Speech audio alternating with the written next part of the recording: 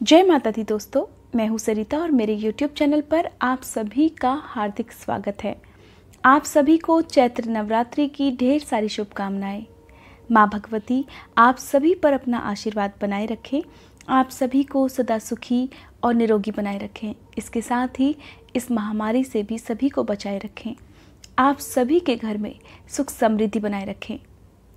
दोस्तों, आज की इस वीडियो में मैं आपको बताने वाली हूँ दुर्गा अष्टमी और नवमी के दिन की जाने वाली पूजा विधि के बारे में।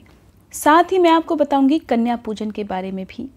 दोस्तों, दुर्गा अष्टमी और दुर्गा नवमी नवरात्रि की सबसे खास तिथियां होती हैं, क्योंकि यह वह दिन होते हैं जब नवरात्रि के सभी 9 दिनों के व्रतों का समापन होता है और माँ भगवती को प्रसन्न करने के लिए कन्याओं का पूजन किया जाता है। कहते हैं कि कन्याओं में माँ दुर्गा का वास होता है, इसलिए नवरात्रि के दिनों में पड़ने वाली अष्टमी तिथि को और नवमी तिथि को कन्या पूजन किया जाता है। कन्या पूजन के लिए आपको कुछ बातों की जानकारी होना बहुत ज़रूरी है, क्योंकि कन्या पूजन के समय अक्सर ऐसी गलतियां हो जाती हैं जिससे हमारे पूरे नवरात्रि के किए गए उपवास और पूजा पाठ का पुण्य बेकार चला जाता है। अष्टमी के दिन माँ दुर्गा के महागौरी स्वरूप की पूजा की जाती है और नवमी के दिन माँ सिद्धिदात्री की पूजा की जाती है। ऐसे में जो लोग अष्टमी के दिन कन्या पूजन करते हैं, उन्हें माँ सिद्धिदात्री की पूजा भी अगले दिन जरूर करनी चाहिए। ऐसे लोग जिन्होंने नवरात्रि के पूरे उपवास नहीं रखे हैं, लेकिन उन्होंने पहला और आखिरी व्रत रखा है, तो ऐसे में जो लोग अष्टमी के दिन कन्या पूजन करते हैं, उन्हें सप्तमी के दिन व्रत रखकर अष्टमी के दिन कन्या पूजन करना चाहिए।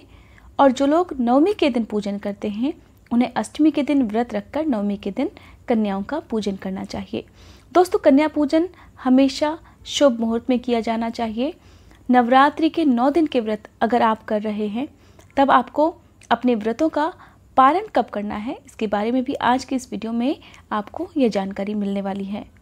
पहले जान लेते हैं अष्टमी तिथि के बारे में। दुर्गाष्टमी 20 अप्रैल 2021 को है और अष्टमी तिथि प्रारंभ हो रही है 20 अप्रैल मंगलवार को रात में 12:01 से और यह तिथि समाप्त हो रही है 21 अप्रैल की रात 12:44 पर। इसके बाद से नवमी तिथि प्रारंभ हो रही है और यह तिथि समाप्त हो रही है 22 अप्रैल 2021 की मध्यरात्रि 12:35 पर।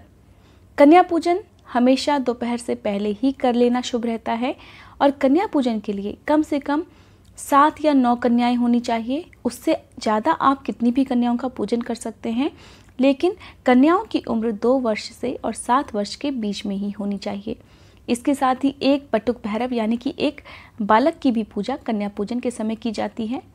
बटुक के बिना कन्या पूजन अधूरा माना जाता है। अब जानते हैं कि कन्या पूजन के लिए आपको इस दिन क्या करना है।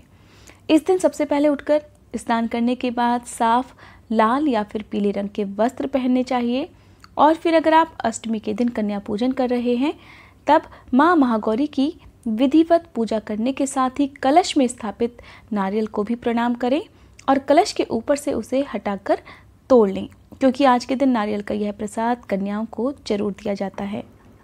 कन्याओं और बटुक भैरव को अपने घर पर आमंत्रित करने के साथ ही सबसे पहले उनके पैर धोकर उन्हें तिलक करके प्रणाम कीजिए। सबसे पहले कन्याओं के हाथ में रक्षा सूत्र बांधिए और फिर बटुक के हाथ में। आप चाहें तो सभी कन्याओं के माथे पर लाल चुनरी भी आज के दिन बांध सकते हैं। इसके बाद उन्हें एक साफ सुथरे आसन पर बैठाकर भोजन के लिए आमंत्रित कीजिए। कन्याओं को सबसे पहले भोजन देना चाहिए और उसके बाद ही बटुक को देना चाहिए। भोजन में आप सबसे पहले कोई भी फल, हलवा और नारियल जरूर दीजिए। इसके बाद जो भी शुद्ध सात्विक भोजन आपने बना रखा है, यानी कि बिना लहसुन प्याज का भोजन, आज के दिन पूरे सम्मान से, पूरी खुशी से सबसे पहले कन्याओं को देना है और फिर उसके बाद बटुक को देना है। भोजन कराने के बाद आज के दिन उनके मनपसंद खेल खिलौने आप दे सकते हैं, उनकी ज़रूरत का सामान आप दे सकते हैं। इसके साथ ही यथासंभव दक्षिणा उन्हें आज के दिन जरूर दीजिए। ध्यान रखना है कि पूजन करते समय आप किसी भी तरह का गुस्सा, किसी भी तरह की नाराज़गी अपने मन में नहीं रख सकते। अगर आप ऐसा करते हैं तब भी आपका कन्या पूजन का जो पुण्य आपको मिलने वाला है वो नहीं मिलेगा, क्योंकि आपके घर पर आई हुई कन्याएं माँ दुर्गा का स्वरूप होती हैं, इसलिए उनको पूरे सम्मान के साथ अपने घर पर आमंत्रित कीजिए और उसी सम्मान के साथ उन्हें विदा भी कीजिए। भोजन कराने के बाद सभी कन्याओं और बटुक भैरव को एक गोल घेरे में खड़ा कर दीजिए और फिर सबसे पहले माँ दुर्गा का, उसके बाद माँ दुर्गा के सभी 9 स्वरूपों का नाम लेते हुए उनका जयकारा जोर से बोलना चाहिए। उसके साथ ही उनके पैर छूकर आशीर्वाद लीजिए और इस तरह उन्हें पूरे सम्मान के साथ विदा कीजिए। इस तरह आपकी नवरात्रि की पूजा संपन्न होती है। अगर आप नवमी के दिन कन्या पूजन करते हैं तब भी आपको इसी तरह से कन्याओं का पूजन करना चाहिए। दोस्तों, यह थी आज की वीडियो।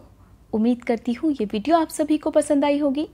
अगर आपको ये वीडियो पसंद आई हो तो लाइक करने के साथ ही कमेंट बॉक्स में जय माता दी जरूर लिखिएगा।